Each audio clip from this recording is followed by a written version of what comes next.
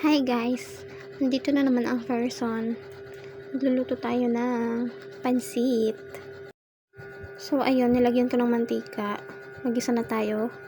Bawang, syempre inuuna ang bawang, hindi ang sarili. Charot! Ayan, tapos ilagay na natin yung sibuyas.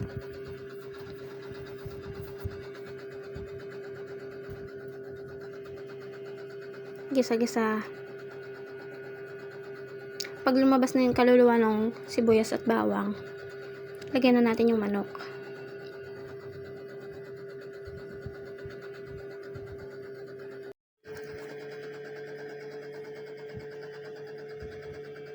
Saka natin lagyan ng mga pampalasa.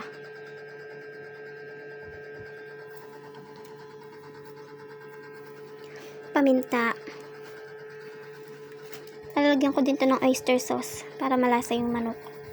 Tsaka konting asin.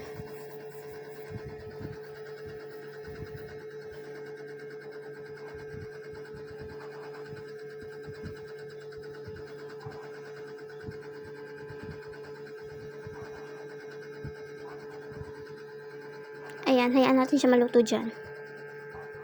Ayan, okay na yan. Malambot-lambot na siya. Lagyan na natin yung gulay. Ang pansit, syempre. Haluin natin saglit. Lagyan natin ng toyo. Tapos halo ulit. Takpan muna natin after. Yan. Para maluto. Ayan. Luto na siya, guys. Iahon na natin sa kahirapan. Sabi ni Hazel Sheffy. Char. Lagyan natin ng onting water. Yung sakto lang pang 1/2 na bihon. Magic sarap. Shrimp cubes, syempre. Pampalasa. Paminta. More paminta.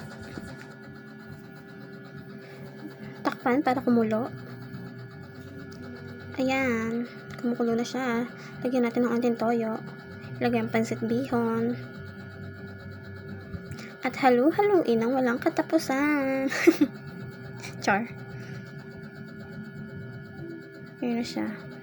Malapit na siya maluto, guys. Ilagay natin yung ibang sahog. Ayan. Yummers. Lang, guys. Bye-bye. Enjoy your day. Be happy. Kain tayo.